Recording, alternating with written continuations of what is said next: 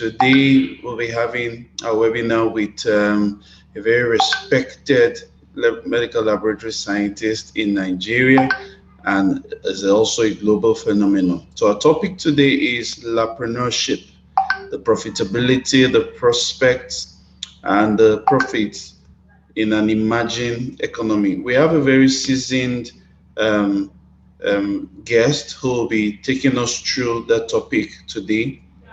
And I'm sure you'll be having the best of time listening to him. He has a wealth of experience, both on the bench as a medical laboratory scientist, as a quality expert, and also as a CEO. In fact, that's one of the reasons we decided to bring him here. So, what inspired the topic that we're discussing today? One of it is the fact that we believe that all of MLS doesn't end on the bench.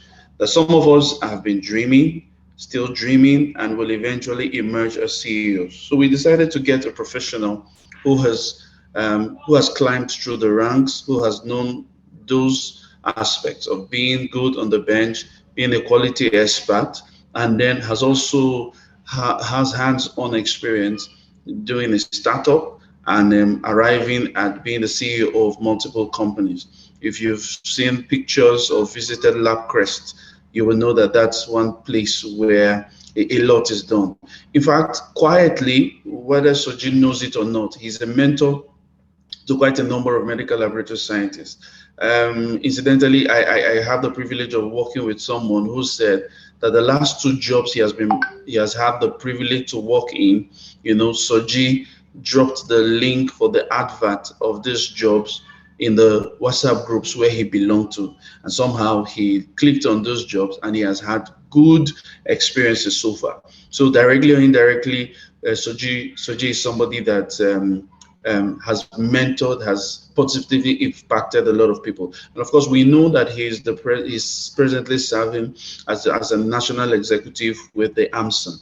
I want us to make welcome Mr. Soji Billyrose, who will be our guest for this evening, and he will have some time to talk to us as well as entertain questions. Now, I know that a lot more will come out during the question and answer session. So how are we going to do this? So everyone who is here, please, if you have a question, so that we will not interrupt the flow of our chief this evening, just make sure you're noting it down somewhere. Either you're noting it by your side or you're using the question and answer tab on your screen. Just note them down. When we get to that portion, when we get to that time, I'll give you the opportunity to talk. So, Mr. Soji, good evening, sir. Good evening, Mr. Obin, and Happy New Year to everyone, both in Nigeria and across the world.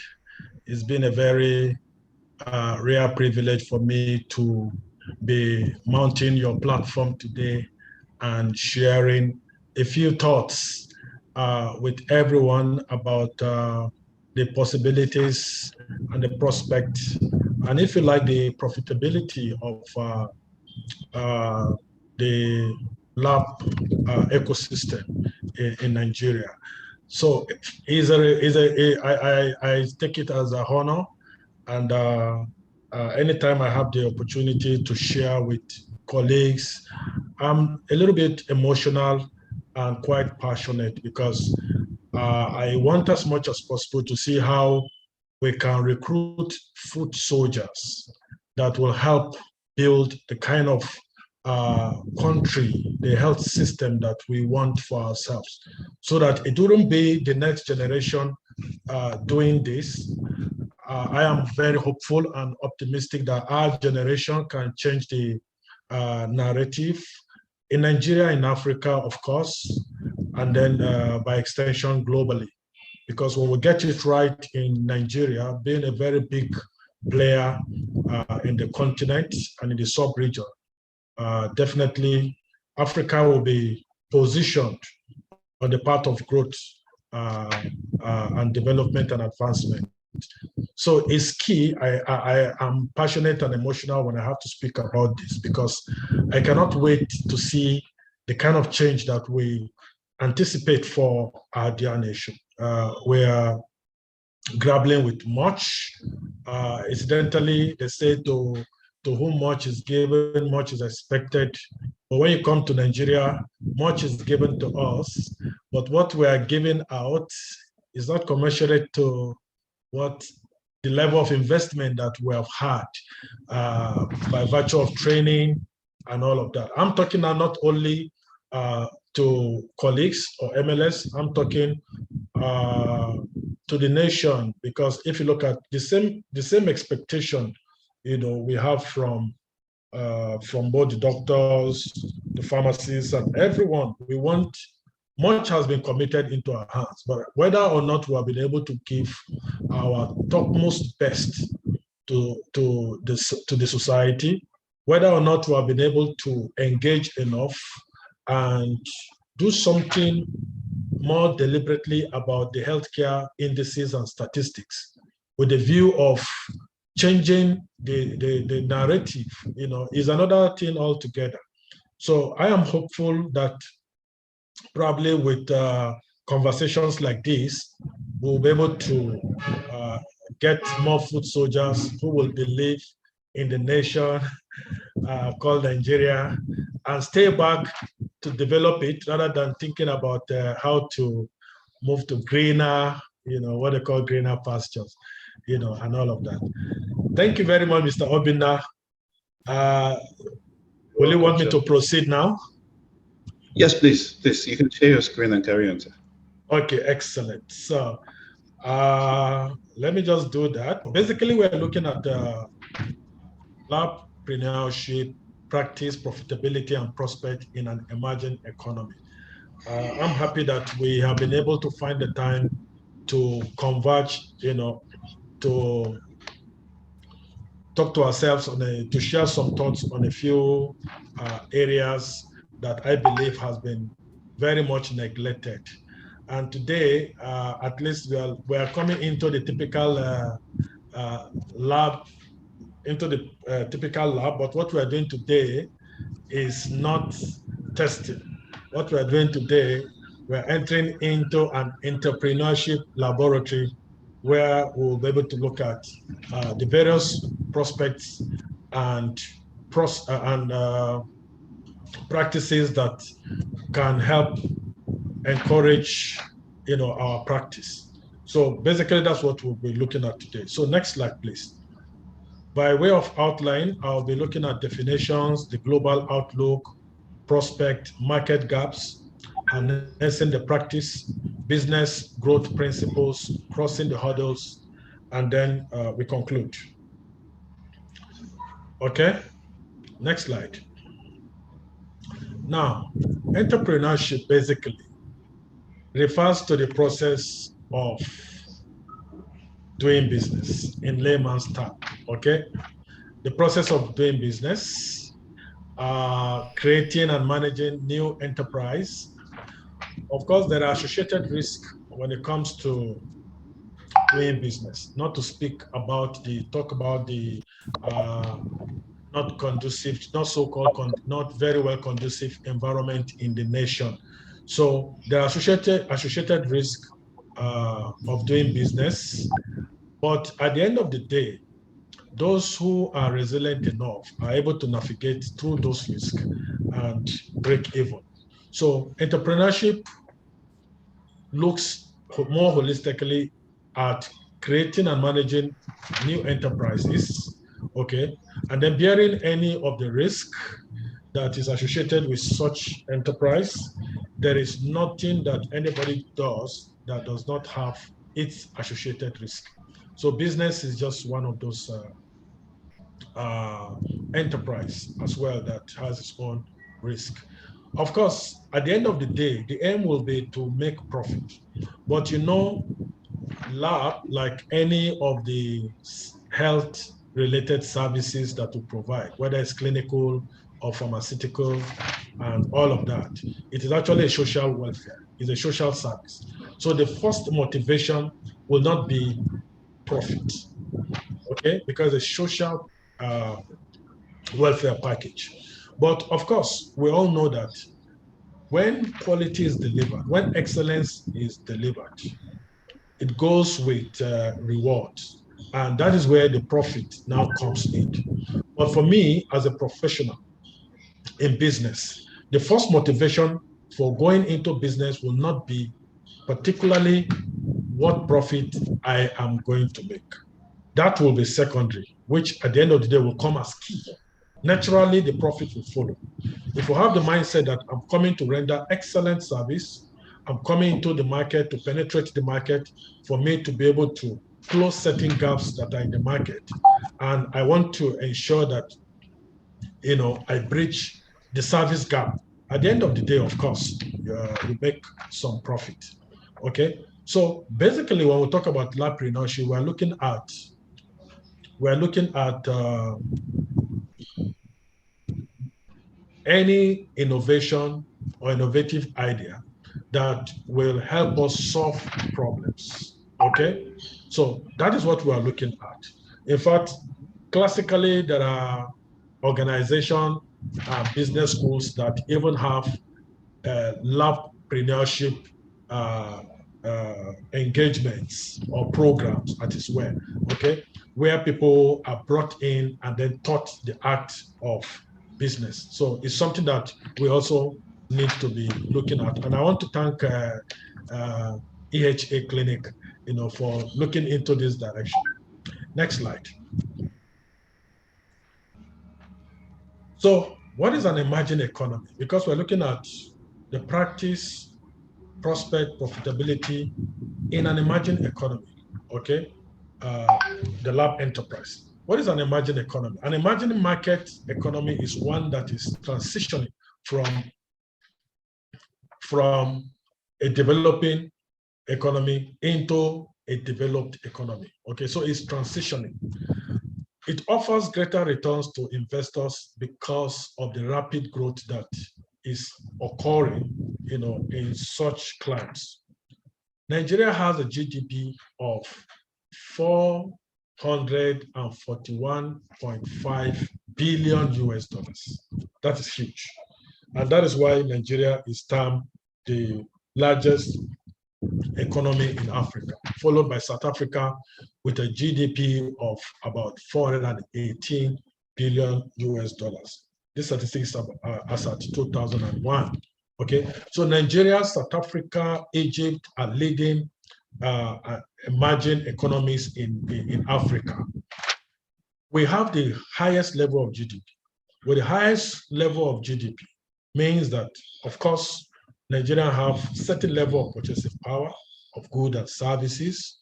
Okay, it makes us an enabling environment for investment and an investment destination, as it were. The average annual GDP growth of Nigeria is about 3.5%.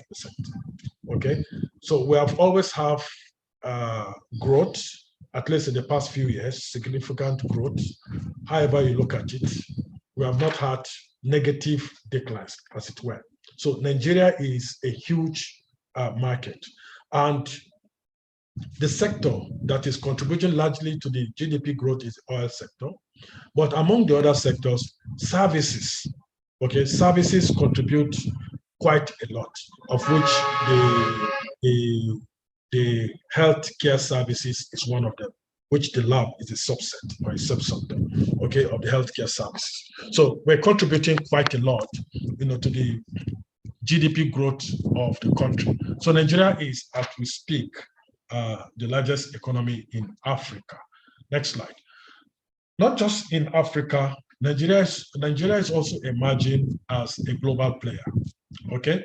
In fact, by 2031, Nigeria is projected to have a GDP growth of about 1 trillion. 1 trillion. We're already in 2023. Okay. So that says a lot that the boom times are here.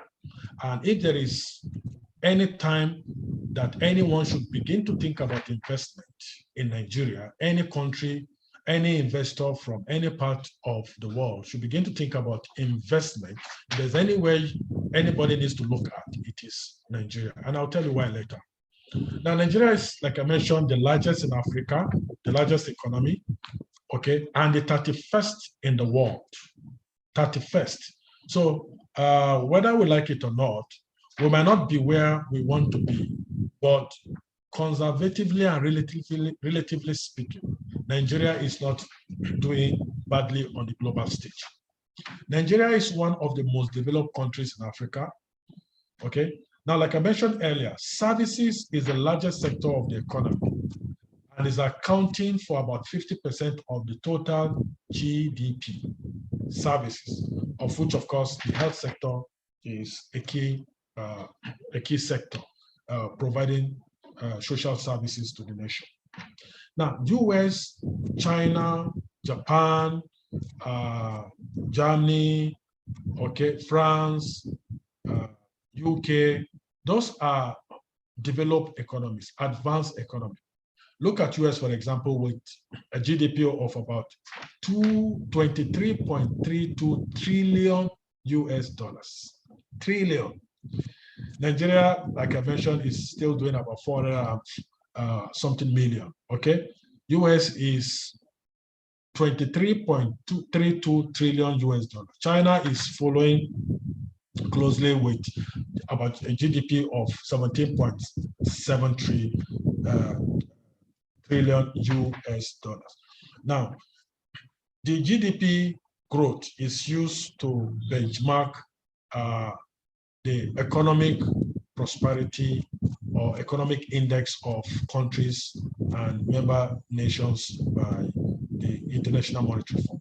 So Nigeria having that level of GDP tells a story that, of course, whether you like it or not, is the next investment center for anybody who is passionate about investment. Next slide. So this is very, very key for us to look at where Nigeria is. Now, we're looking at a subsector in the health sector that has been quite neglected, but is supposed to be like the gold mine in the sector. The health sector is very, very key. Apart from running health and social welfare, the contribution to health, okay, companies and industries and organizations that are into healthcare products and services post humongous profits, net profits every year. Now, if you look at the profession of MLS, is one of the profession that is well versatile. Versatile in the sense that every aspect or every component or every discipline within the laboratory ecosystem has the potential to be able to drive huge business. In itself, it can be a standalone industry.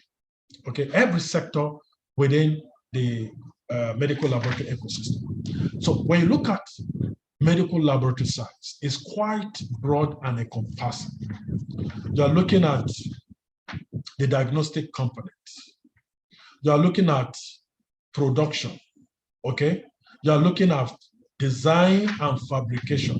That's instrumentation, equipment manufacturing, and all of that. You're looking at disease diagnosis, treatment. You're looking at research. Each of these components or aspect of our practice is gold mine in its own right. Okay. Now, every aspect of human diagnosis is well covered, whether you're talking about clinical chemistry or chemical pathology, hematology, blood transfusion, virology, histopathology, histochemistry, immunology, cytogenetics, exfoliative cytology, parasitology, forensic science, molecular biology, or you're looking at the management of the practice, okay? And so many other sub-disciplines. They are just in their own right, standing in their own right, a gold mine. So companies, organizations, or countries that have been able to take advantage of this different aspect of the practice, enhancing and investing into it today have been able to churn out in a whole lot of investment, and by by virtue of that, improve the fortune of their revenue, as it were. Next slide. So medical lab science, I brought this definition for us to understand that to bear the name scientist is a huge liability, because there is a lot beyond the title. There's a lot of expectation that society, holds us accountable to, that we're supposed to. And I tell you, one of the reasons why you have huge medical tourism, okay, it's not because the country does not parade the best of doctors, the best of clinicians. We have expert in surgery, expert in neurology, expert in gastroenteritis, expert in pediatric medicine and public health and all of that. But what is significantly lacking is that we do not have the laboratory support system, the laboratory infrastructure that will support specialist care. I've continued to say this, okay? And therefore, if we're going to play the catch-up game, if the nation is going to play the catch-up game, if any investor want to help the country, one area to help the country is to look at that gap vis-a-vis poor laboratory infrastructure, okay, and then make investment in that end. Because when you close that gap, you are solving a problem. And when you solve a problem, definitely you get value for solving problem. So it's a huge gap. The lab are not well equipped. The level of laboratory investigations that are conducted, okay, are not sufficient to be able to support specialist care. So this goes a long way to say that we have a gap, a very serious gap in our hand. So I'm looking at pathology modernization. Now, over the years, a lot of investment, R&D, research and development has happened within the laboratories sector. And people have come up with innovations that is transforming and has also transformed, the laboratory space. So you're looking at so many things that have happened, but whether we are benefiting from that is a different conversation altogether. So we are looking at businesses within the health sector and the ever-evolving and dynamic medical laboratory ecosystem, okay? If you look at companies like Roche revenues in the diagnostic segment alone, was posted to be 18.5 billion US dollars, Roche company. Then GE, General Electric Healthcare, posted a profit of about 17 billion US dollars. These are companies that are making their investment in the health sector. So it's very, very key for me to be able to say unequivocally that the lab is one key areas where any investor should be looking at, because honestly speaking, a lot is happening within that space. A lot of innovation is attracting investment. Now, taking advantage of science and innovation in the industry for their own growth. That is what Roche is doing. That is what GE is doing. That is what many other companies are doing. Now, I took a trip to look at what the medical laboratory market looks like across the globe. And if you look at the ranking of medical laboratories, there are some few laboratories today that are rated among the first 1,000 companies in the world. First 1,000, and they are medical laboratories. If you look at Eurofins medical lab, for example, in Europe, their market capitalization share, okay, as of 2021 was about 21.55 billion US dollars. US dollars, billion. World ranking of Eurofins medical laboratory was put at 799. This is a lab. Their annual net income, okay, was posted at 836 million US dollars. Annual income. This company, diagnostic company, has about 55,000 employees. Okay, 55,000 employees. Another company that I looked at was Sonic Healthcare. Their market share was about 15.438 billion US dollars. Their world ranking was 1,476, and they have about 37,000 employees. These are medical laboratories. Now, when you come in country, a few indigenous laboratories are also doing very, very well. If you look at Afri Global, posted their annual revenue was put as about 150 million US dollars. This is an indigenous Nigerian company. Okay. Now, before COVID and post-COVID, meant some innovation coming into the sector, so which is very good for us. Now, after COVID-19, private labs were, of course, assigned to undertake testing for travel purposes. So we're looking at certain investment that has come into this space by virtue of revenue that has accrued to the sector. Now, if you look at the COVID, within a space of just less than 2 years, within October 2020 and March 2022, okay, we have about 5 laboratories raked in about 8.6 billion naira as revenue. And you can see the volume of tests that were done there, okay? I put out the volume of investigations that were done just within 1.5 years or thereabout. You see, Melbury Medical Services, 54 Gene, Cleaner License, Everide Diagnostic, DNA Labs, had a revenue, took their own market share, about 8.6 billion naira. So that tells a story that there is a lot of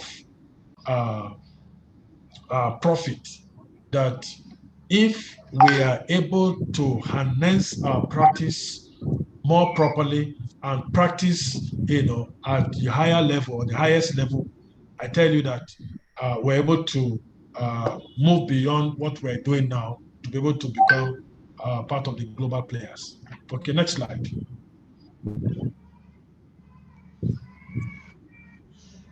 So, like I mentioned earlier, 5 private laboratories amassed over 8.6 billion naira as revenue. Nigeria Clinical Laboratory Services market was valued as, as at 2021 at 527.68 million US dollars. That is the Nigerian Clinical Laboratory Services market as we speak, 2021. So a whole lot is happening, but if you don't know and you are not strategically positioned, okay, to be able to get your own market share, you wouldn't know. You would just be somewhere doing your own local things, being satisfied with antiquated practice, not standardizing anything, and then you are fine. All right. But if we are able to standardize and make proper investment into our laboratories, I tell you, they can become a major revenue earner, not only for yourself, but for the nation, with capacity to improve the general GDP of our country. So projected to reach about 695.1 million by 2027. That is the market. The lab services market is projected to reach 695.1 million in Nigeria. Okay? In Nigeria, this forecast covers between 2022 and 2027, and we're already in 2023. So we all need to begin to look at investment within this sector with the aim of becoming one of the big players so that everyone can get his own market share. And the country is big enough for everybody. There's enough to go around. In fact, like they say, the bed is big enough for every bird to fly. So definitely with right investment, with purposeful and deliberate investment, I tell you, you'll be able to get, everyone is able to get his own market share. Next slide. So this is the global outlook. Next slide. Just wanted us to appreciate what is happening. If you look at the lab services consumption pattern, the kind of investigation that people request more from this just provide a pie chart sectoral evidence of the kind of investigation based on discipline that are needed. You look at biochemistry, endocrinology, microbiology in that order, cytology, genetic testing. Interestingly, genetics testing is increasing because of awareness is increasing, and diagnosis and disease prognosis is now happening at molecular level. So a lot of investment is going into genetic testing and molecular testing. So as an investor, next slide, as an investor, you begin to strategically position for some of those esoteric and high-end investigation. If you look at the Middle East and Africa, you also have the same thing, okay? Most of the investigation there, 30.55% is hematology, then endocrinology. So I ask you a question. Most of us that are only limiting ourselves to running MP and WIDAL and genotypes and blood group, how many of these can you really do to be able to be a player? So you discover that the big earners are in those doing the esoteric investigation, endocrinology, genetic testing, molecular pathology, and all of that. Next slide. So it is important for us to have this information so that it will guide the kind of investment portfolio that we want to put into the business. The same thing, look at the market share as of 2020. This is the market share. You look at bioanalytics and laboratory chemistry testing, having the highest market share, okay, followed by cell and gene therapy, which we don't even have in this country. So this is a major area of investment. But you can see after the major area of general laboratory investigation, as you will say. The next place thing you'll be looking at is cell and gene therapy, followed by toxicology and the likes of them. Next slide, please. So this tells you or gives you an information about the needs of society that is expecting us to also or as well respond to. All right, next slide. So this is what you look at if you want to make your own investment. Now, I think there's a slide before this. Can you go back?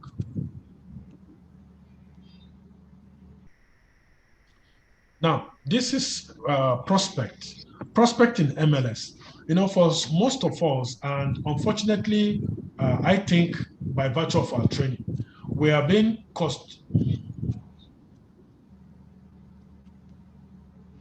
Hello, are you guys hearing me well?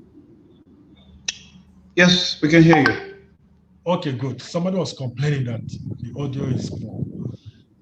So, that by virtue of our training, most of us were trained, to be conservative MLS, just bench scientists, basically trained to work on the bench. So we have not been able to think outside the box, to realize that there is so much that is happening, and there is so much as well that we can use the versatility in MLS to be able to do. So of course, as professionals, we can work in several laboratories, whether it's public or private, whether they are reference laboratories or biotech labs or non-clinical industry labs, forensic labs, pharmaceutical companies could hire us, veterinary labs, and all of that. So there are so many areas where we can actually practice, apply our trade, So, and each of these areas is requiring a lot of investment. Next slide. So, as MLS, we're only trained basically to work somehow on the bench. There are no deliberate effort. The curriculum is not being strategic, so to say, in preparing people for the diversification that the practice allows for. Okay. Now, each of these areas, like I mentioned earlier, are areas that are requiring a lot of investment where people could choose just one area and then you can, make a whole out of it. Like currently, we don't have uh, companies, indigenous companies that are preparing biologicals at very high commercial quantity, at large scales. If you look at Nigeria, as of the last count, we have over 40,000 clinics in Nigeria. 40,000. Each of them has a lab probably attached to them. Of course, more than 80% will have a lab attached to them. Okay, each of these labs use daily consumables, reagents. All right. Why are we not producing these reagents or these biologicals to be able to support? Because the market is there. I can bet you that for Nigeria not to be doing this, the other countries within the sub-region, the other countries within the sub-region will not have this capacity, okay? Because I can tell you that we have one of the best training for MLS across Africa and in most part of the globe. That is why most of our people just become plug and play when they go to Europe. They don't need to begin to do, some kind of remedial trainings for them to be able to practice. So this is a huge market, the area of production of biologicals that we are yet to harness. We use a lot of biologicals in the lab, blood group, serology, even some of these kits. Okay, we used to prepare our reagent in chemistry before now. All reagents, urea, cholesterol, creatinine, all those tests, all those reagents rather, were prepared and standardized in the lab, and we use them. What has happened to those skills? We've apparently lost all of them. Okay, and somebody can decide to say, oh, I'm just going to concentrate on producing some of these biologicals like Kimsa stain, like field stain. And I tell you, the market is huge and massive. I remember one time buying distilled water, buying deionized water. Somebody can just decide to prepare some of those things, and there is ready market for them. People are looking for some of these things. Okay, so the same thing as well, product specialist. You could be a product specialist, marketing certain instruments for certain uh, big multinationals. So these are some of the things that you can do. You can work as consultancy. You can offer consultancy services as QMS expert or to support startup laboratories, or have certain skills and expertise that you can deploy in training of colleagues. Like we have one of our colleagues who is doing well in andrology. Okay, he has invested so much in training, and today he's doing well in andrology. Okay, and almost every month you see a flyer requesting where he is speaking and moderating, because he has built that capacity. So you too can do something like that. You can build capacity that will make you a consultant. In Nigeria so far, I think we have about 11 or 12 ISO certified laboratories. So there is need for ISO mentors, okay, across the country. Unlike in South Africa has over 200 ISO accredited laboratories. So Nigeria is just picking up. So there is need for mentors, for QMS experts. So you can decide to also look at that area and just leverage. I know somebody who retired, and the only thing he does is offer QMS consultancy services, and he's busy. You have to book him before you'll be able to access him. So those things are also there. Then sales and marketing. If you have flair for marketing and sales, a lot of organizations are looking for people that can support their sales and marketing department. And I tell you, this is one area where you just use your passion and your flair and your enthusiasm to make money. If you have the capacity to be able to improve the revenue share of your organization, I tell you, nobody wants you to go. Even when you threaten that you want to leave, they want to increase or renegotiate with you so that you can stay. If you come to work for me and you say, sir, I'm able to increase your revenue growth by 25% within the next 6 months, definitely I'm going to employ you. Okay, because it is measurable. So, and everybody wants somebody who will be able to improve the growth index of the organization. So, sales and marketing department is one area that needs a lot of our proficiency, our colleagues, okay, who could join multinationals, big specialized laboratories as sales and marketing executives or directors. And I tell you, it's one key area that I hope some of us will look into. The equipment and reagent. Sometimes you're looking for certain reagent you can't find in the country. Okay, why can't some people decide to attend exhibitions? And then when you attend exhibition like February, I think from 6 to 9, there's going to be an exhibition in Dubai, MedLab 2023.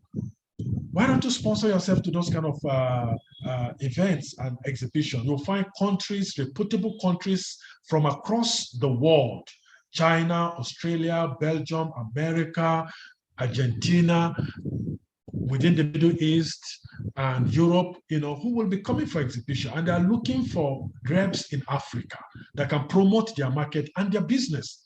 So you could as well, be able to strike certain deals for them.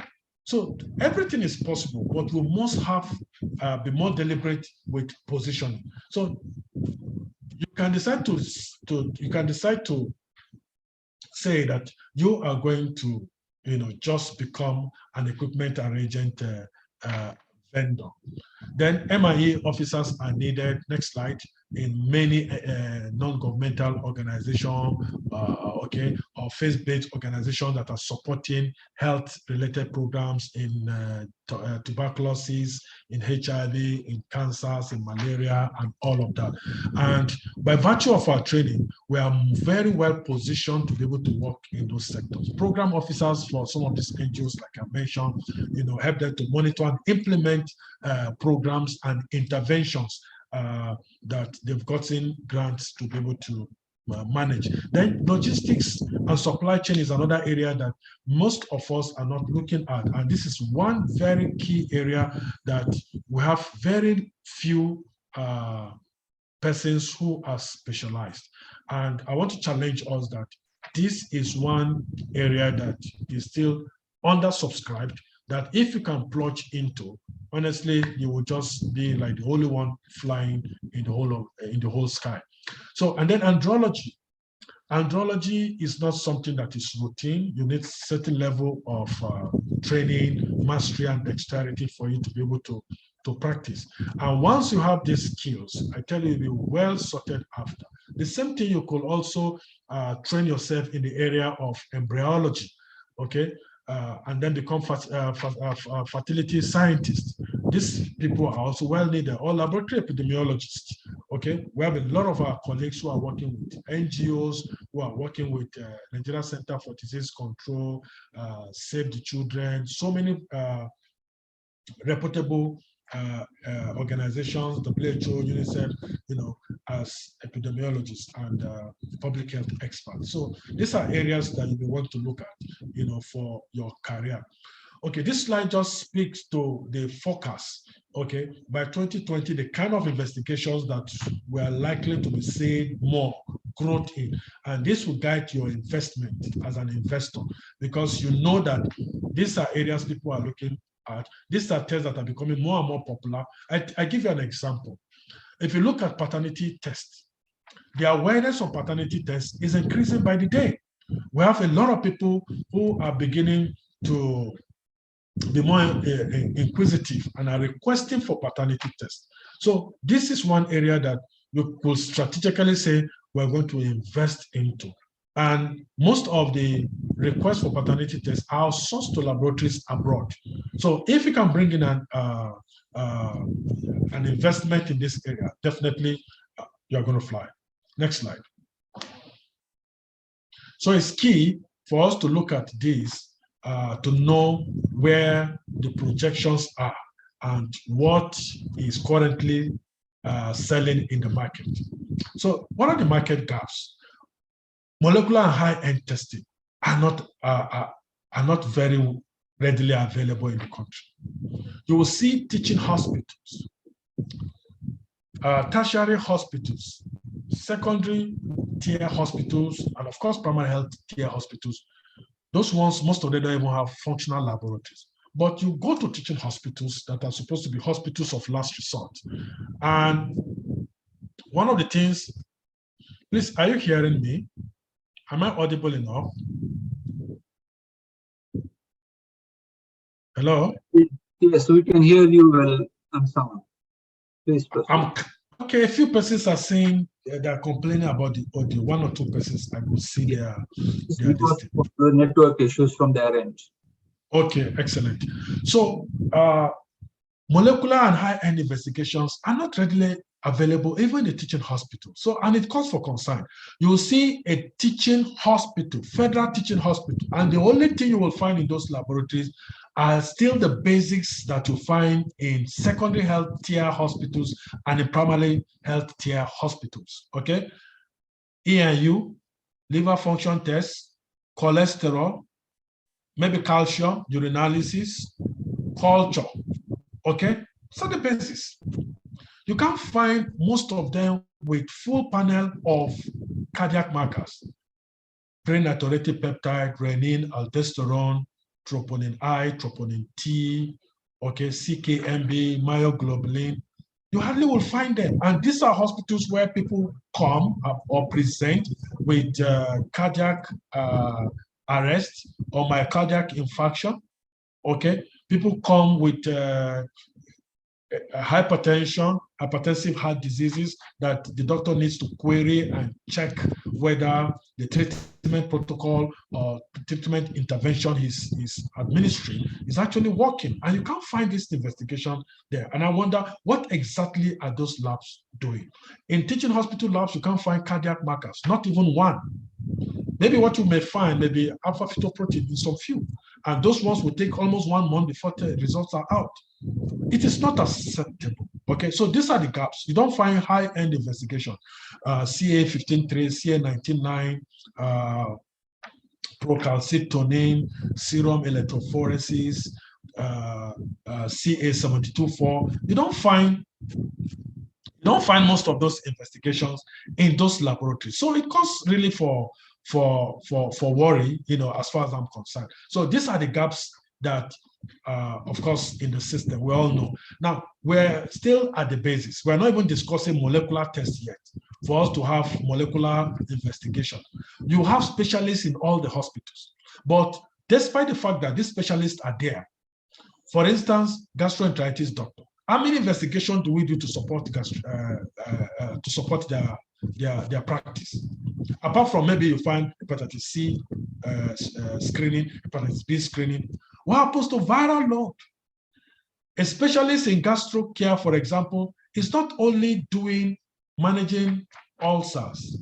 The entire GIT is managing them, including malignancies at those levels, including all forms of syndromes. At those levels, is managing them. Where are the investigations to be able to close those gaps, to be able to support that practice? We have neurosurgeons in Nigeria. How many investigations do we do to support neurology? Okay. How much need does a neurologist care about EIU and LFT? Okay. The same thing, you have pediatrician. How many investigations? Some of the pediatricians run sickle cell clinic. How many tests do we do to support sickle cell care? treatment and management. Okay, so those are the questions. The high-end investigation you can't find. Molecular laboratory, molecular testing, chromosomal studies. You cannot find genetic, very serious genetic work. You cannot find. Sometimes you go to even labs that are labeled research labs in the teaching hospitals. I went to one research lab, and the only thing I saw there was a centrifuge, microscope, and genotype machine. And I said, really, this is a research lab? Genotype machine, centrifuge, and microscope? It's laughable. It's laughable because when you know what research is, you cannot assemble those kindergarten instruments and say you are doing research. Okay, so esoteric analysis are not available. Those are the gaps. We need ISO mentors in the country as we speak, because if you look at the body language and the policy direction of the Medical Lab Science Council is to get more labs accredited. And they are committed. The registrar have shown commitment, in that regard. We want more labs to come on board and get accredited so that we can improve quality. Quality practice can improve, okay? And then the country can get the kind of service that the citizens deserve, so that we too can begin to compete with South Africa, with even Kenya, okay? The other day it was Kenya that came to accredit one of our laboratories, and somebody was saying, why Kenya? I said, they have capacity. Go and find out how many laboratories that Kenya has been able to accredit, or signers have accredited. So the MLS is also taking the bull by the horn and trying to ensure that more laboratories are accredited. The checklist is there, the capacity is there, people who have the technical know-how and dexterity are also there. So all we need to do is to key in and strategically position ourselves to be able to support as mentors for this. So there's a gap for me. Then certification program. The gaps we see inherent in our system is a reflection of training gaps, which if you're able to position yourself to be able to address some of those gaps, of course, it will be a leverage for you. Equipment deals.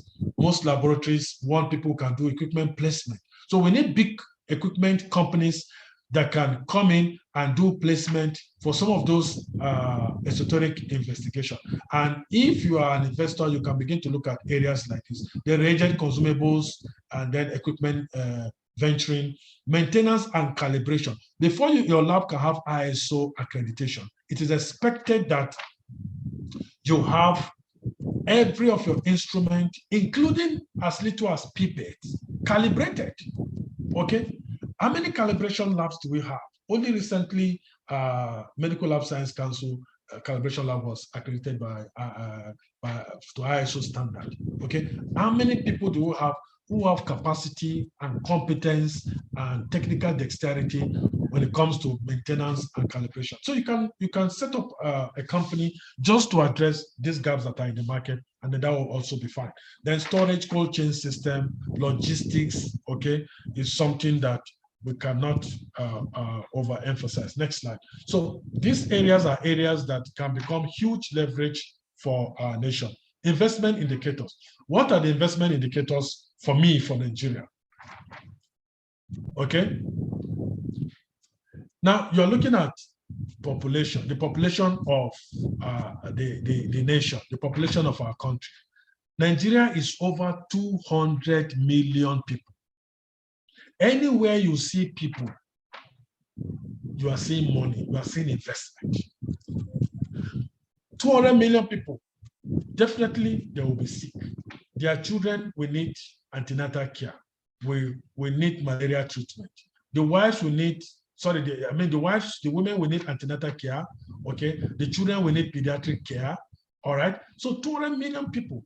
These people will need to run tests. They will need, at every point in time, they will fall sick. So when you see population is a major investment drive.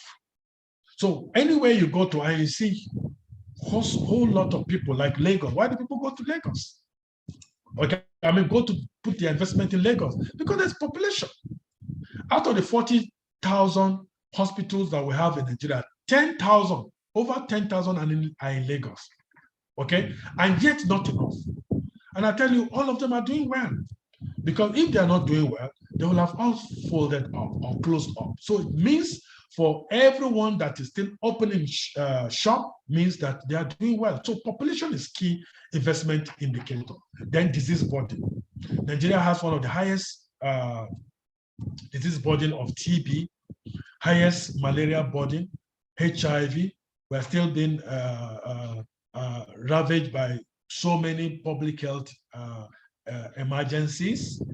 Okay, so very lately we have diphtheria, Lassa was there, is still there, monkeypox, okay, COVID, and so many others. And then there are places where sometimes, especially in the core north where they are mining, we have all these artisan miners mining gold and some of these precious substances. We've had incidents where people had lead poisoning, okay? So we have a lot of disease burden in Nigeria. Now, let me tell you something. Anytime you hear statistics, for instance, you hear over 20 million people have hepatitis B infection, over maybe 5 million hepatitis C. HIV, I think 1.8 million people living with HIV. Malaria burden is real with us. Cancer burden is real. Non-communicable disease, hypertension, diabetes, so real. Each of the, anytime you hear those statistics, what comes to my mind, apart from using statistics for policy making, using statistics to guide legislation and all of that, you are seeing an investment opportunity.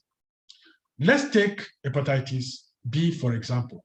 About 20 million people, have hepatitis B. That's over 10% of our population.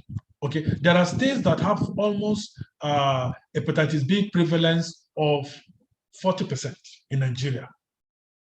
Now, anybody that has hepatitis B will do screening.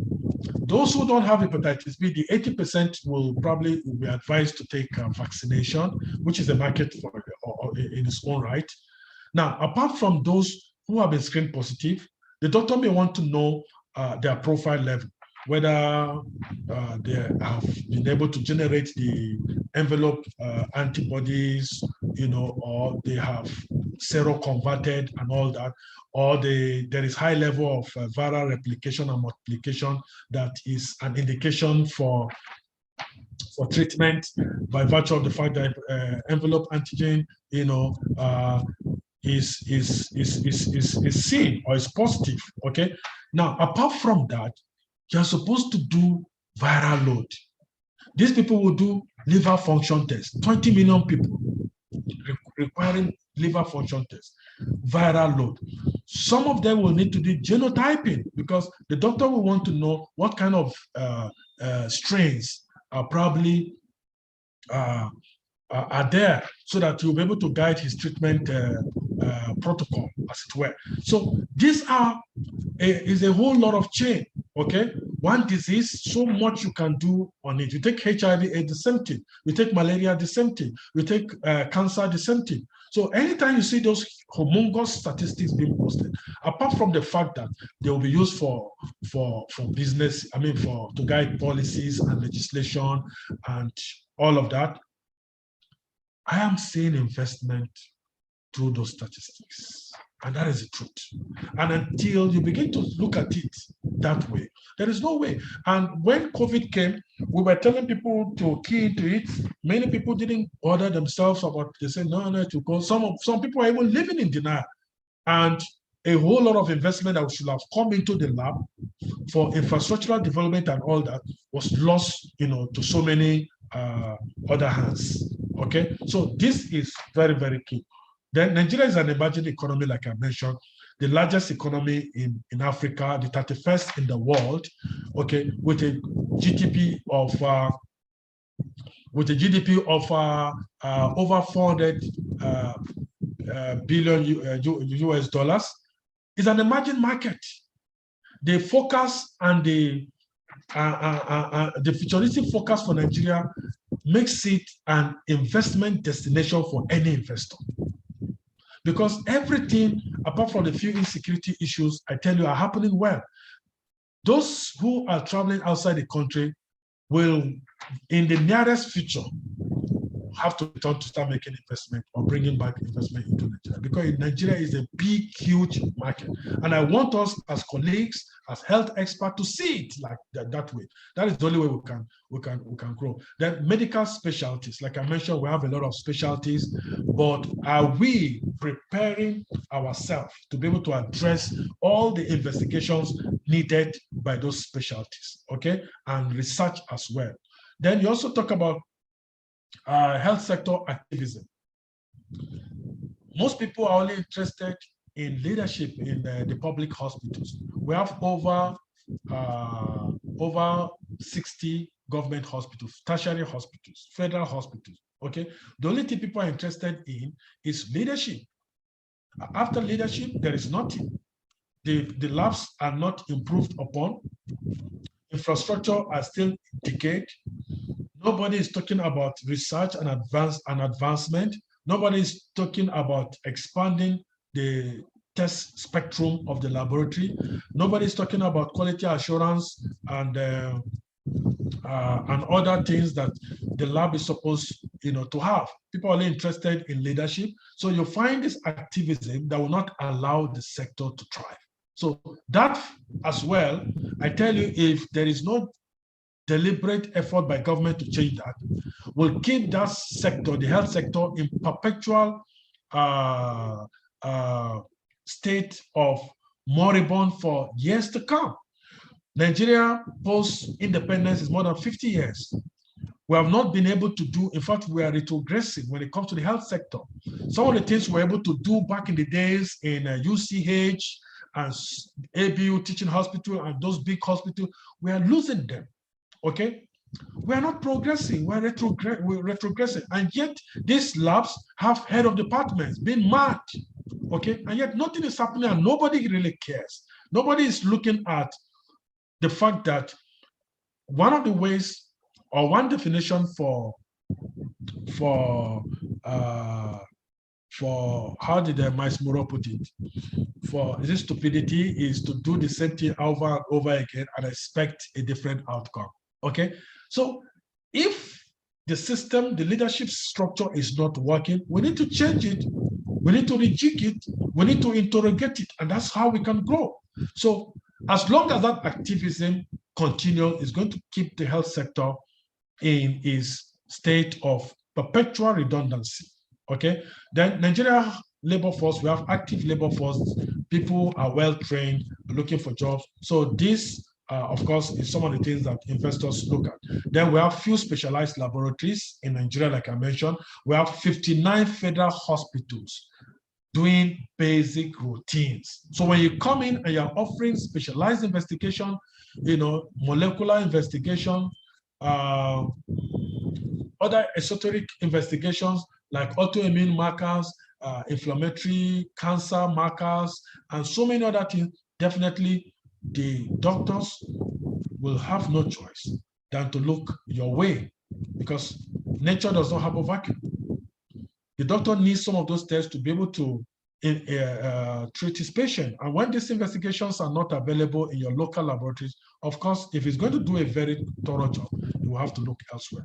So like I mentioned, we have about 40,017 functional hospitals in Nigeria. And I can tell you that most of these hospitals, their laboratory infrastructure is nothing to write home about. Nothing. When it comes to first-class laboratory infrastructure, I do not think we'll be able to have 5 that are world-class in any of these hospitals. Okay, world-class. Next slide. So these are, for me, some of the things that we actually need to do if we must change the narrative in country. Now, how are we going to harness our practice? Licensure, registration, documentation. We must ensure that the right people run practice, okay?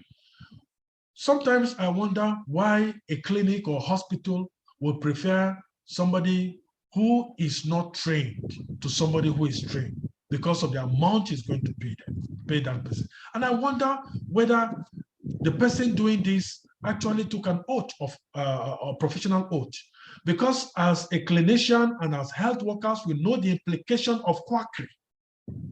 We know the implication of substandard practice. We know the implication of misdiagnosis. Despite all of that, somebody will still prefer to have somebody whose discipline has nothing to do with lab operation. If you have me as your lab manager, for crying out loud, you can come and speak to me and say, Soji, what happened to this EIU, and we can discuss it. What happens to this autoimmune marker, we can discuss it. What happened to these cardiac markers, and we could discuss, because I have certain level of knowledge that will enable me to be able to interrogate my practice. But you don't find that, because people just want to pay cheap labor, they hire anybody. And then that's why the practice is not moving forward, okay?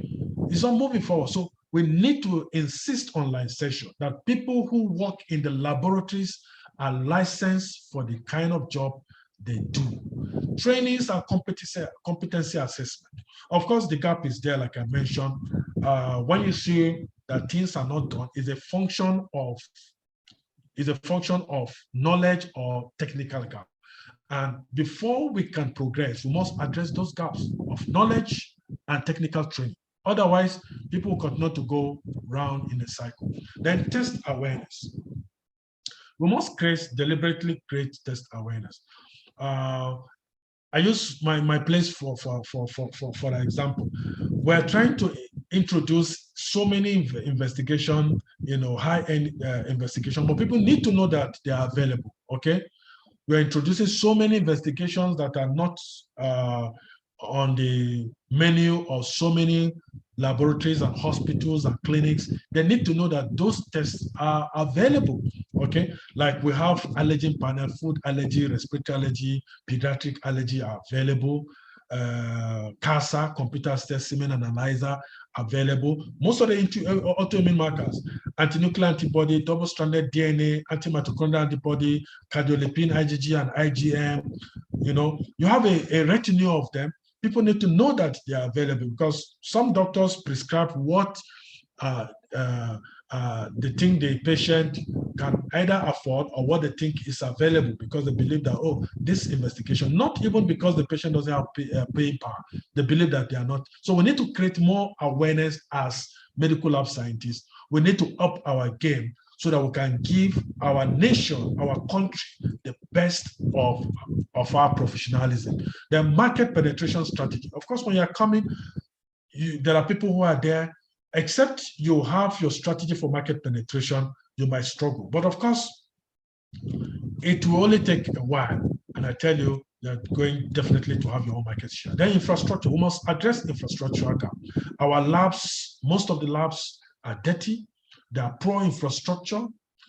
I do not know how people work under some of those climates. I go to some places and you want to shed tears at the level of decay that you find there, okay? We must say no to all of this. We must deliberately improve infrastructure, both equipment, instrumentation, okay? The architectural design, implement quality assurance in that place, something we must do. Supply chain, quality assurance, these are gaps, okay?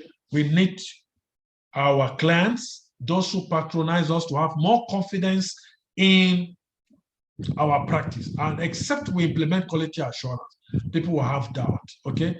Quality assurance is the only bridge, because it will help you to be able to track error, it will help you to be able to monitor error, and then the feedback you get, you're able to implement, and then forms part of your process improvement, continuous process improvement in the laboratory.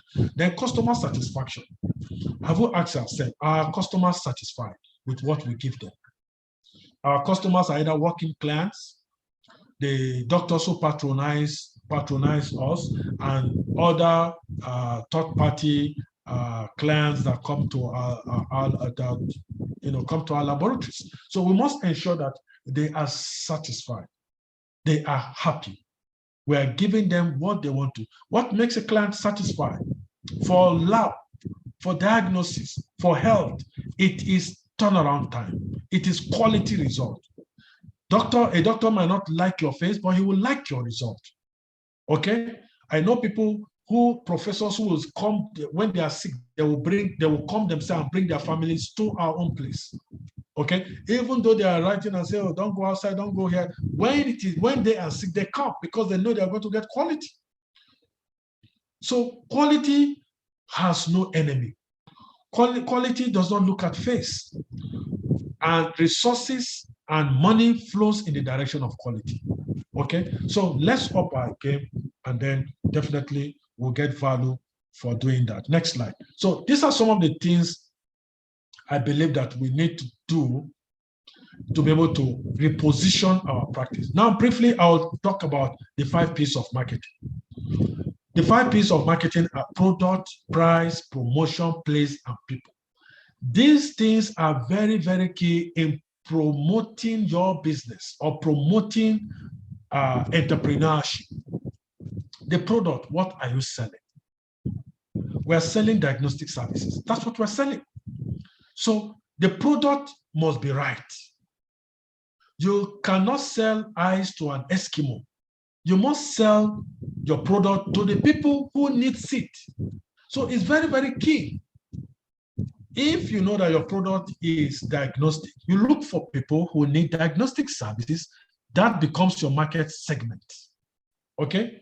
And then that is one. So you must give people what they want. And as much as possible, you can create a one-stop shop experience for your product so that instead of somebody going to A to do one test and going to B lab to do the second one and going to a C lab to do the other one, if you can create a one-stop shop experience, even if you don't have all the reagent and equipment for what you do, you could partner with laboratories that are already in good standing, that has reputation and that have network, like EHA, for example. They are in your locality. You could partner with them. So that is how it's done.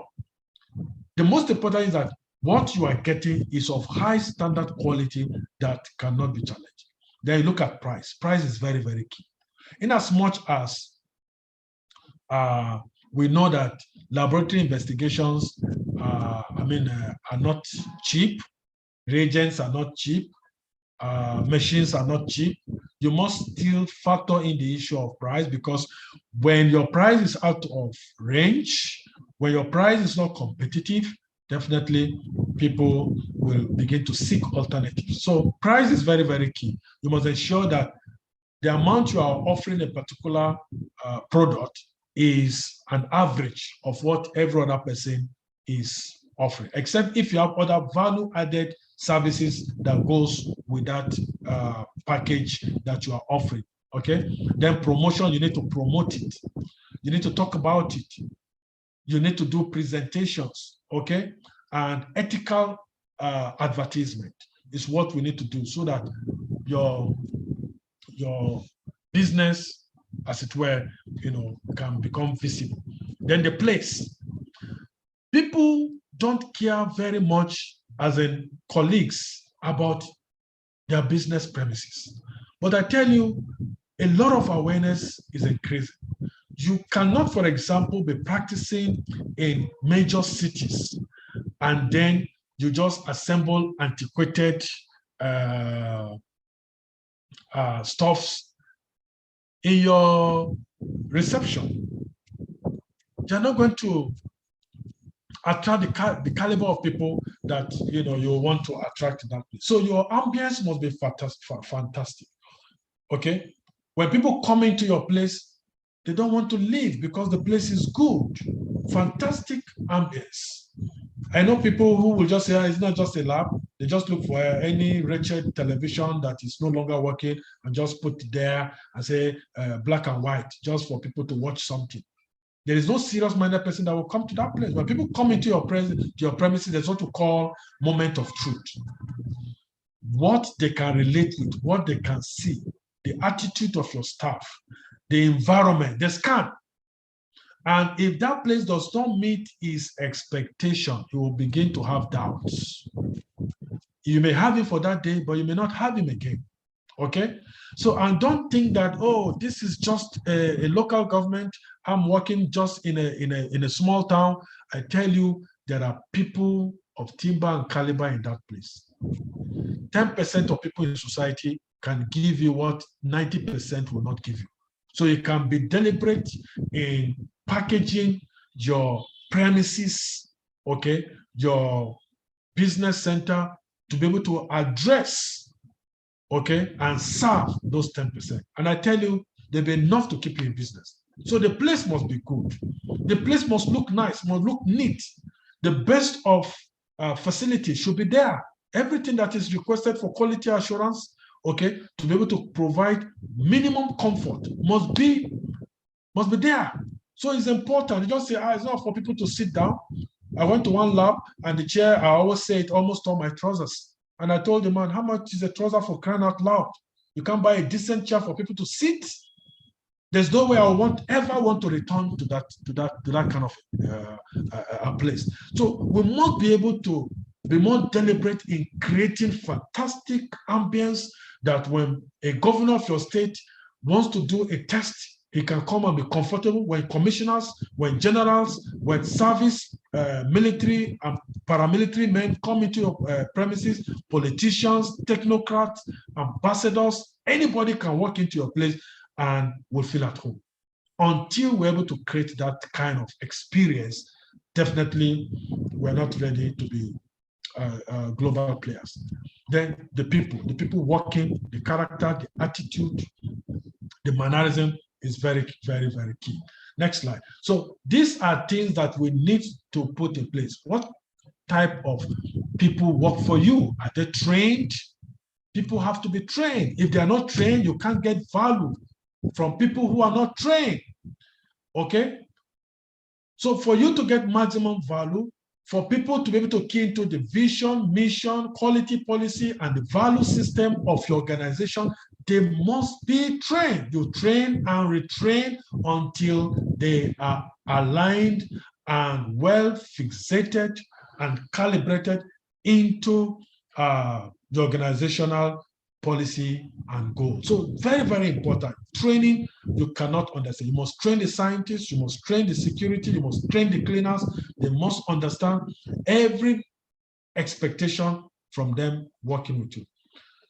Now, the only way money multiplies is by investment. That's the only way money multiplies.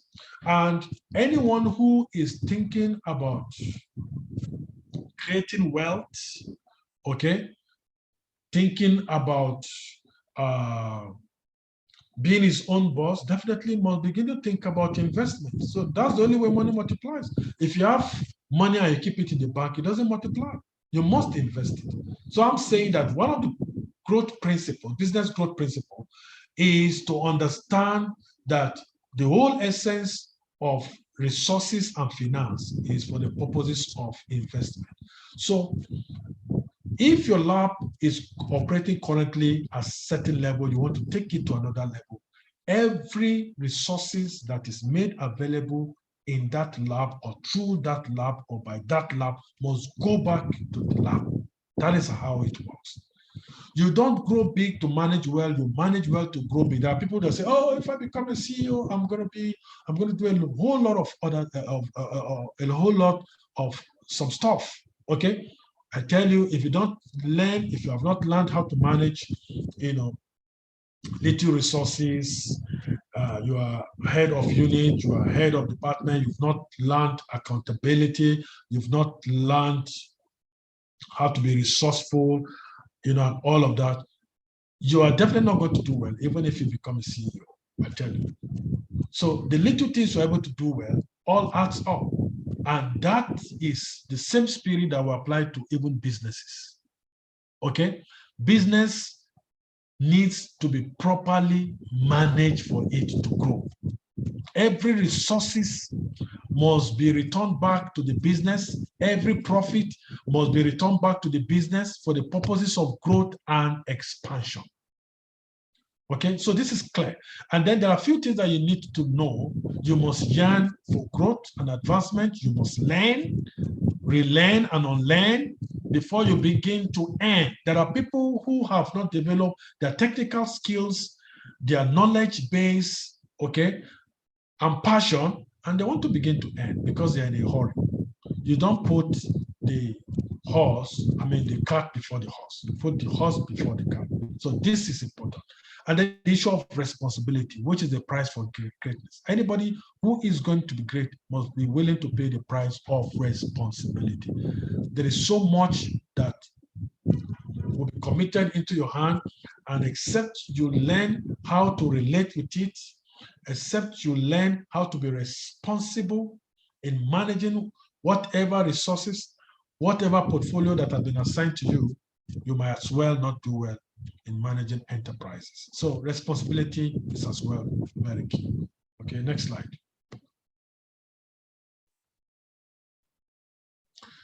So clarity of vision. If you want to build anything from day one, you must be clear about what you want to do. I tell you what my vision for the health sector, for the lab space is very clear. You must be clear. Anything people see me do, I'm only reproducing the picture I have painted. I have painted a picture about how a typical lab should look like. A lab that should not have smell. People shouldn't come and it looks like a hospital where you cannot perceive smell of blood or any waste. A lab that you can mistake for, being in a normal office space. Normal office space, ideal ambience. And today I'm happy, the little I've been able to create, I see people coming to our premises and they're taking selfies and they're happy, they're posting because the ambience is fantastic. So there must be clarity of vision. Okay, this is what I want to do. This is our growth strategy. This is our expansion strategy. This is our financial growth plan. It has to be clear. When I was designing our lab, every room, I was too clear about what every space there was going to be used for. So that vision must be clear, what you want to do. You must write it down. Then you must set a target. That is the only way you can monitor implementation. You must set a target. For our organization, we've had our management meeting and we have goals, what we're going to do for first quarter, what we're going to do second quarter, what we're going to do third quarter and fourth quarter. Are we opening new branches? Are we recruiting more people? What are the product lines we are diversifying into? Okay. What partnership are we looking at? Corporate partnership with organization, with associations, with all of that. You must be clear. Your vision should be clear. Then you must set timeline and target, which you can, of course, monitor the extent of implementation. Then organic growth. There are people who want to start growing their branches before growing their root. You must grow your root first. You must grow organically. Don't be in a rush. Build the stamina and the capacity of your lab to be able to do certain product lines before you jump into another one. Okay, so you build like that because a lot of investment is required in the lab space. So you must grow organically. Otherwise, you will end up buying equipment, buying reagents that you don't need, that at the end of the day, will add to your waste. Okay, so you must grow organically, and we'll discuss how that works. Then continuous investment. Keep investing in the lab. Keep investing in the lab. That is your business. Keep investing.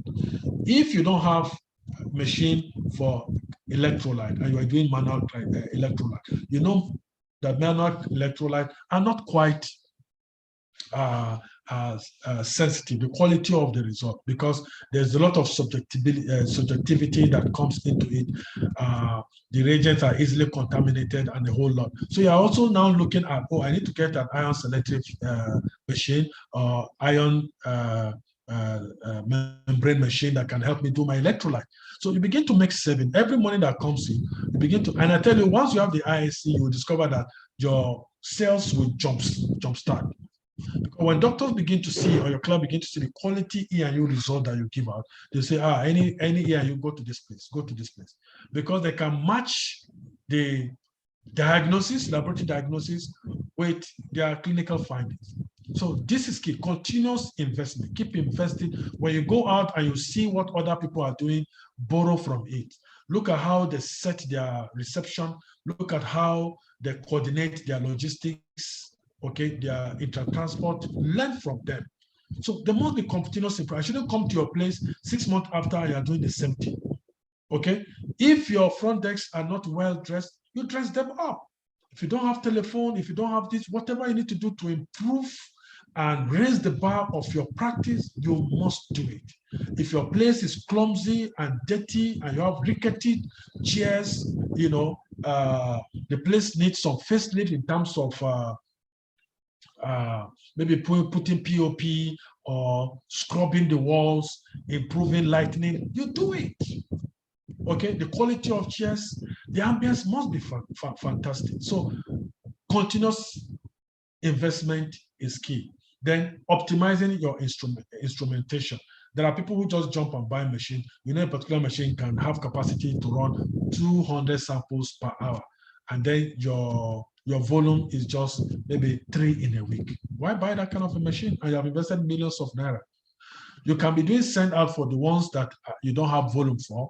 Okay, as people see that, oh, test requests, results are coming for a particular investigation, they keep sending to you. So as your volume increases, then you can now invest in that instrument. You don't just jump and just buy a machine and then begin to walk assumably towards the answer. You might get disappointed. So grow your root before you grow your branches. I've emphasized that. Hub and spoke model is key.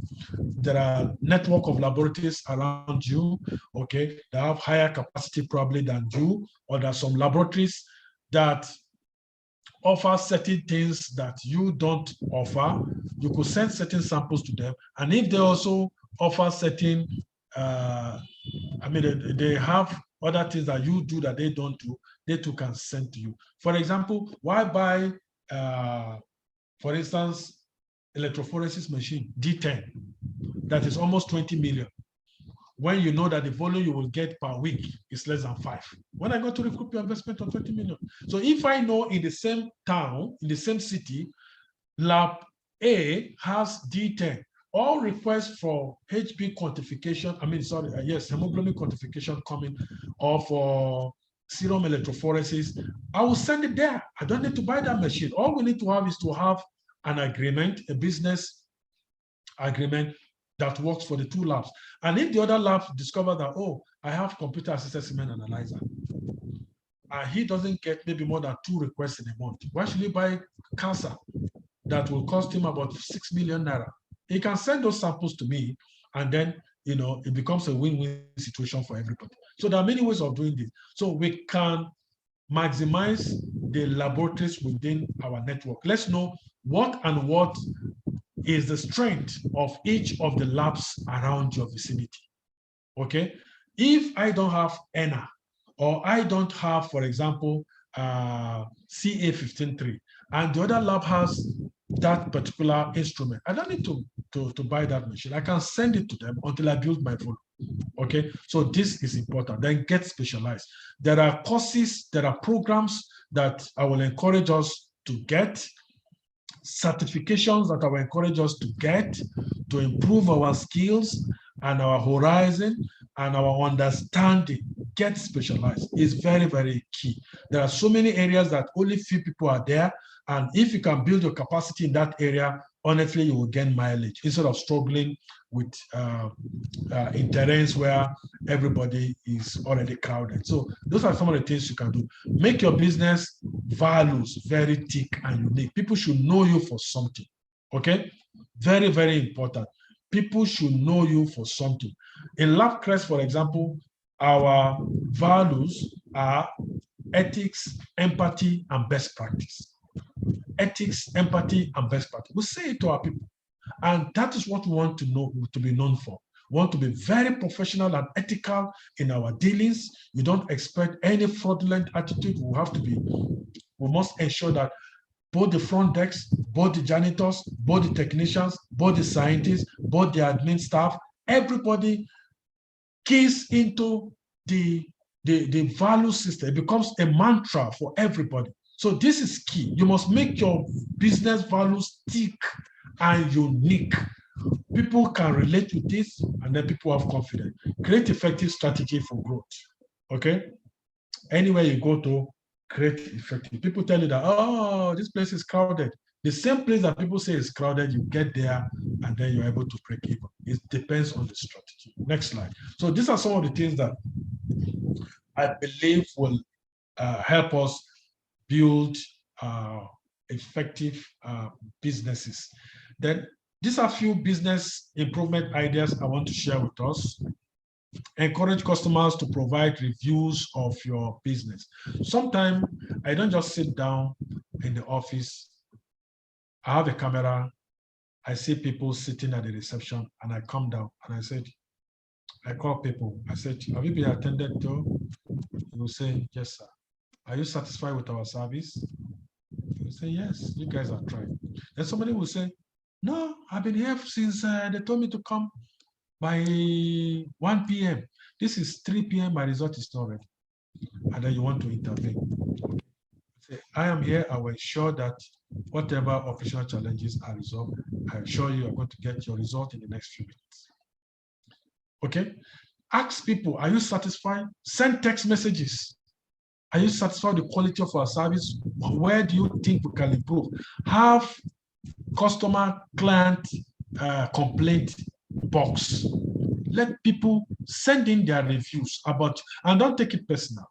It is opportunity for improvement because you discuss those reviews in your meeting. Oh, people complain about our TAT. A particular doctor complained about our result. Okay, somebody complained about our logistics. We didn't come to pick up samples on time. Oh, this guy complained. When you keep reviewing and talking about them and creating conversation around solutions, definitely you're going to begin to see improvement, because a satisfied customer becomes your ambassador.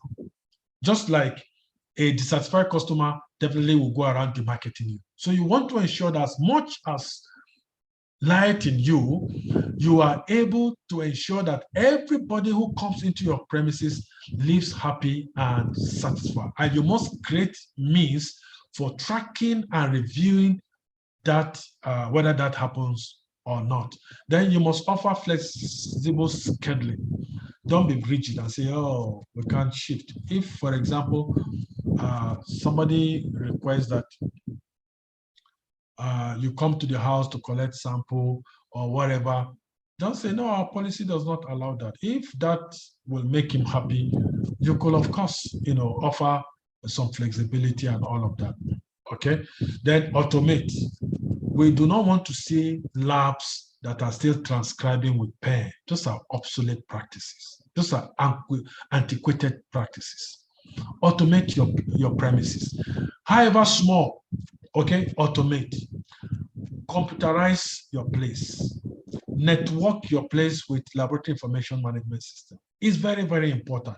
These little things can make a whole lot of difference in how you are being perceived, okay, and who takes you serious and who is willing to do business with you. Okay, so automation is very, very key. Be innovative. Don't be casted and say, oh, this is how we've been doing it. Be innovative, be creative, okay? Nothing is casted in brass. You can always be innovative with your services and how you deliver your products, okay? Focus on superior customer service. Create a wow experience for everybody who comes to your premises, whatever that means to you. Everybody should come and be happy that he came to your place. Every satisfied customer becomes your ambassador. And what does quality, what are satisfaction index? For some people, it's turnaround time. For some, it's quality, warm reception. Okay, professionalism, how you talk to them, how you empathize with them. That smile, okay, could make a whole lot of difference. So how you break the ice when people approach the lab, when people come into your laboratory. So you must be customer-centric in policy, customer-centric also in approach. So narrow your market segment. Don't say, this place, they don't have money. It's only poor people here. And then you start doing during MCS at 400 naira. I wonder what service, what quality result you can offer at that rate. Okay? So for every society, like I said, 10% in that society can give you what 90% might not be able to give you. Package your premises well. Have a target, a customer focus, be customer focused, a market segment that you want to serve. Okay, I tell you, it may take a little bit of time, but at the end of the day, it will pay off. Okay, and don't say, oh, it has to be cheap because the other person is cheap. There are people who will not go to a place because it's cheap, for your information. I know people who do MP for 7,000 naira.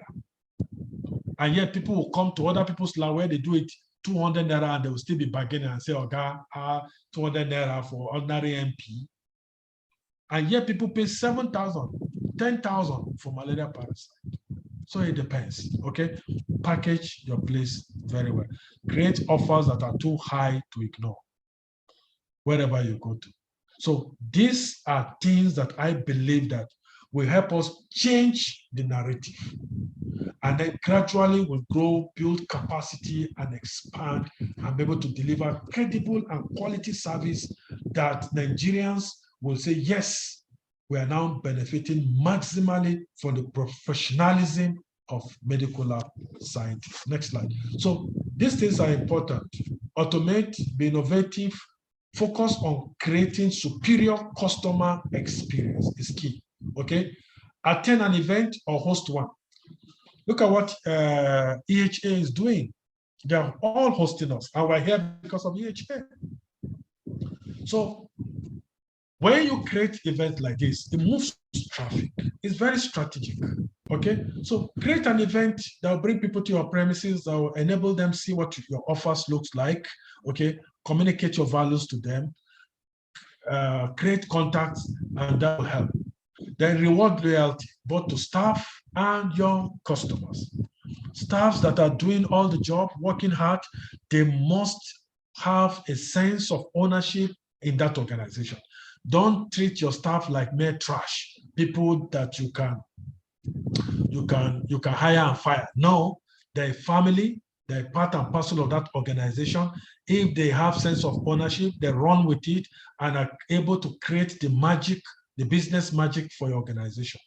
Staff must be satisfied, customers must be satisfied. You must pay people very well. You must reward loyalty. This is important because everybody is working towards that organization. If it is a job that only you can do, definitely you will not need to hire anybody to do it. It's because there is a gap, you are unable to fit into all the gaps, that's why you hired them. So we must, reward loyal staff and customers as well. Enhance your brand. Put things that will make your place, unique. People can connect with, maybe colors, maybe your values well written out, okay? Maybe your logo. They speak a lot, they communicate to people. Enhance your brand, your visibility. You should be known for something. They say, oh, that place, they are excellent people. Their customer service is top-notch, okay?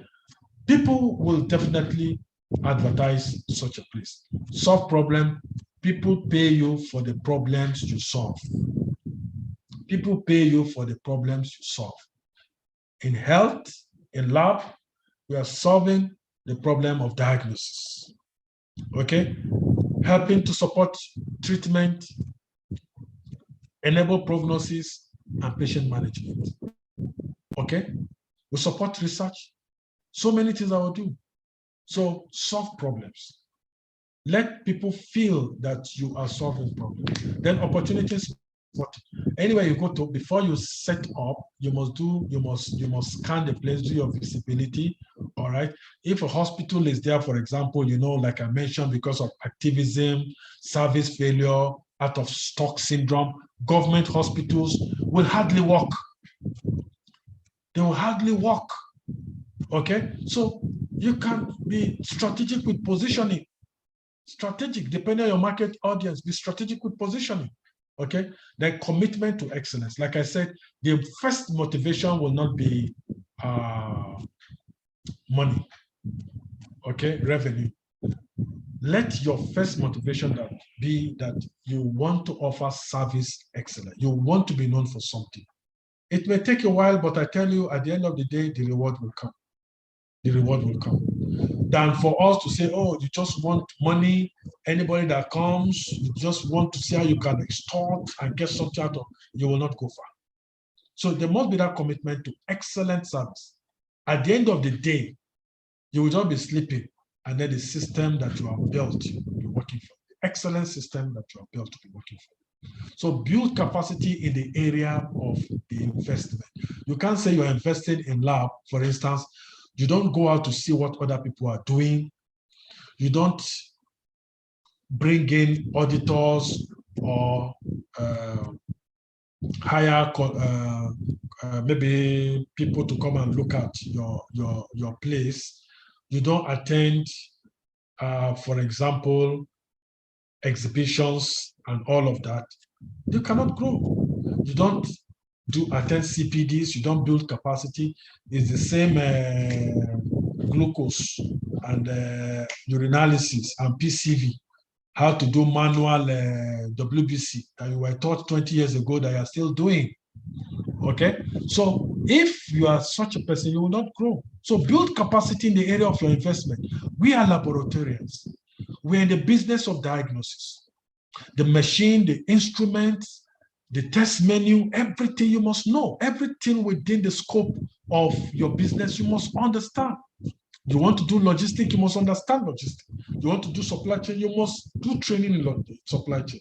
Okay? You want to start selling equipment and vendoring reagents, you must do some kind of volunteerism. You must learn in that area. So these are things that are very, very key if we're going to build a sustainable business. Next slide. Crossing the hurdle, we are rounding up, we're almost there. Proper training experience, proper training/experience is key. Volunteerism, like I mentioned, and mentorship will help. Like we're talking now, we're able to rub minds and look at what best practice we can communicate, okay, and learn from each other. Funding, okay, you can raise funding. People ask, how do I raise funds? Your savings is a key component, okay? When I was building, almost everything I had was going into the lab. Everything, all right? So you must be deliberate and be frugal with spending, ensure that you have good saving.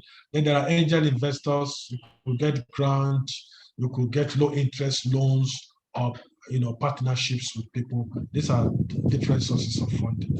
Then policies, government can ease policies. We too will advocate for policies that will help improve traction to the business. For example, in certain climes, it is mandatory for you to do your medical checkup, everybody in the country, every year. So imagine if Nigerians, there's a law like that in Nigeria, where minimum of once in a year or twice in a year for those who work in corporate organizations should do their baseline. Number one, it has a lot of advantage because it will improve life expectancy, the quality of life will improve because you're able to track and pick diseases at their early stages before they become complicated. So if we have those policies, it will also drive the business. Of course, there are also government regulations and business that impact negatively on the business, like multiple taxation and all that. You open a business, I have a lot of people coming, to ask you for different kind of taxes that you cannot imagine. So those things are things that, government can as well look at. The government support, government can create intervention funds. We have intervention funds in aviation, intervention fund for Nollywood. We don't have intervention fund for, to support laboratory scale-ups and all of that, because that is a critical sector that has the ability to change, the GDP of our great nation. And then when we need legislation, of course, we ensure that such legislations are as well passed. Next slide. So these are hurdles that I believe that if you want to grow, you must be willing to invest in and to look at. And I trust that definitely with these few conversations, a few things will begin to change positively in our practice. In conclusion, there are several entrepreneurship opportunities within the medical laboratory ecosystem. All it requires is the vision and passion to seize them. Beyond the bench, there is so much to prospect. That is what I have come to tell you today, that MLS is a big gold mine that we have not yet harnessed. Government need to also put a torchlight on such huge area that have the potential to command investment and huge economic drive for our dear country, and by extension, improve the GDP of our great nation. Dear colleagues, it's been a privilege sharing a few thoughts with us. I want to thank you for your time. Thank you, EHA, for the opportunity to be on your platform and to share a few thoughts and experience with everybody. I hope I've not bored you guys. Thank you, Mr. Soji Billyrose. When you said few words, I wanted to laugh. I said, if you call this few, when you speak much, what will you say? So what? It looks like a keynote address. I'm really passionate. Thank you so much, man. I'm looking forward to changes in the nation. Yes, you have stirred. I believe you have stirred the hearts of a lot. To truly, like you said, that our training has limited the much we have wanted to prospect in the field.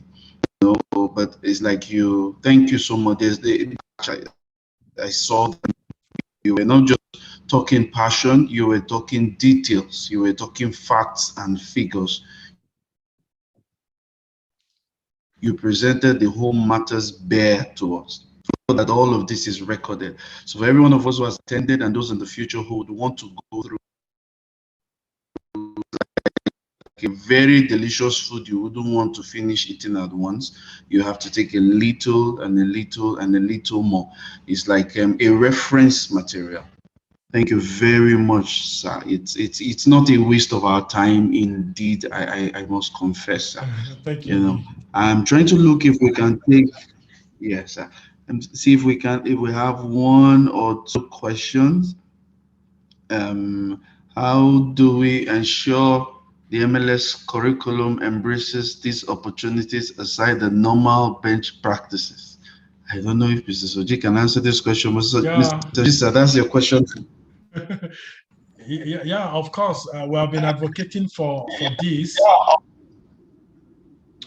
because people seems to be trained just for the bench.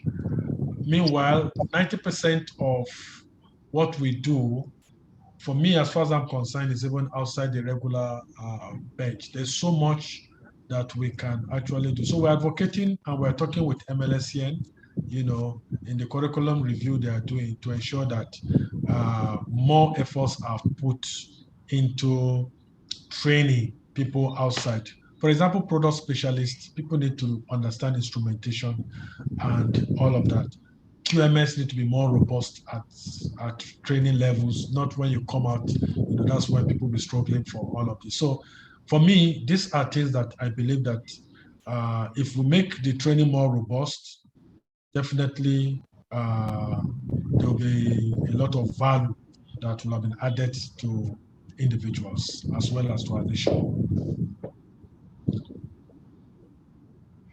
Okay, then again, is it right for a teaching hospital to be run by private organizations? And then is there a body responsible for monitoring laboratory teaching hospital laboratory standardization? Yes, it will, there is nothing particularly wrong. Okay, I'm talking from the fact that nature does not have a vacuum. For private investors to be brought in means there is a lacuna. You understand? There's a lacuna. We must admit this, that there's a lacuna. Like I mentioned in my presentation, you have so many laboratories in the government centers that when you go there, you want to shed tears, So definitely for me, I'm not going to flout that because we need Nigerians to get the best of service as much as possible, to the extent that it is still medical laboratory scientists and technicians and people who have skills, technical skills and licenses to do those jobs, they are doing them. All right. Nature does not have a vacuum. So if you're not doing something, somebody else will rise to that occasion. For standardization, council have been doing their best. Of course, I know with more funding and all that, and possibly with more decentralization of their services, more can be done. But we need to be more deliberate about changing the decay and the ugly narrative in our system. Yes, a lot of tertiary medical laboratory facilities. He said a lot of tertiary medical laboratory facilities are not ISO compliant or ISO certified. That would you know why this is, or what is being done to step this up? Oh, okay. So I didn't get all the thing was breaking, but if I understand you, you're talking about what can we do to step up the practice at the tertiary hospital. Is that correct? Yes, and that they are not ISO certified or even compliant. Yes. So, that is where we need the political will and what we call management commitment. A lot of advocacy needs to be done to, unfortunately, even government and Ministry of Health. We have been saying this from the association point of view. The rivalry and unnecessary activism in the health sector is not good for anyone. Is an ill win. Is an ill win. Okay, where we don't put round pegs in round holes is a huge challenge. Mitigating against, uh, the gains that we're supposed to have in the sector. So a lot of advocacy needs to be done, but I do not know why you need to struggle and do a lot of advocacy promoting what is going to improve the quality of result, quality of interventions that you are offering to people. So the teaching hospitals, the Federal Ministry of Health, we need to keep talking, and they should open up their doors to council and for anybody who wants to do accreditation. It's only in Nigeria that when council is coming to do accreditation, using a checklist that will benefit the system, that will benefit and sanitize the country. Some doctors will be locking up their hospitals and saying that they are not under Medical Lab Science Council, so nobody should enter their private. I don't know where we got that from. Because even if it is lawyers that say they want to come and check your system, anybody that has nothing to hide should be ready to open up. So, but in this nation, we hear a lot of things that is so unfortunate that right-thinking people should not even discuss.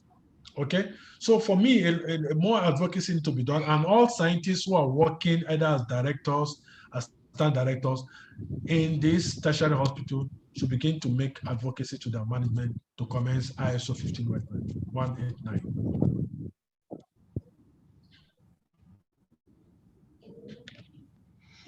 All right, sir. Thank you very much. So, it looks like a lot of people are asking more questions now. But what is you can send in your questions.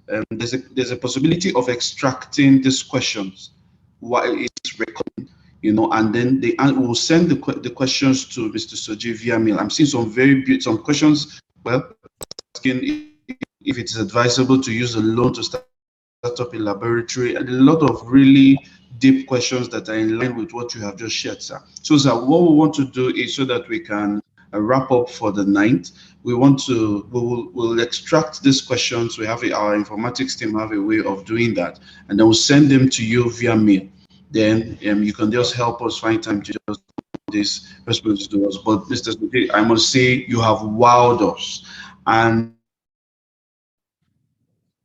dedicated to such webinars. You've opened our minds, you've opened our eyes.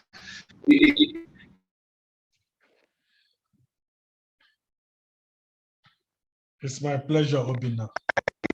I expect this much. I'm wowed, and I'm sure if I give voice into a lot of our colleagues, there's so much beautiful comments going on in the comment section, sir. Thank you very much for your time. Thank you for your part, wealth of experience. In fact, I wish that a lot of the CEOs and I wish the was listening. I imagine that the guardian that comes to Amazon conference was actually listening to this great presentation. We will go back, and I'm sure by the time we visit, would have really changed levels, because you've said so much, sir. Thank you very much for your time. Thank you very much for this beautiful presentation. And for our participants, we want to thank you for still always collaborating with us. To you, there's no us, there's no EHA Clinics Lab Academy. You know that our programs are usually monthly. So next month, of course, we'll be bringing a very exciting meeting again.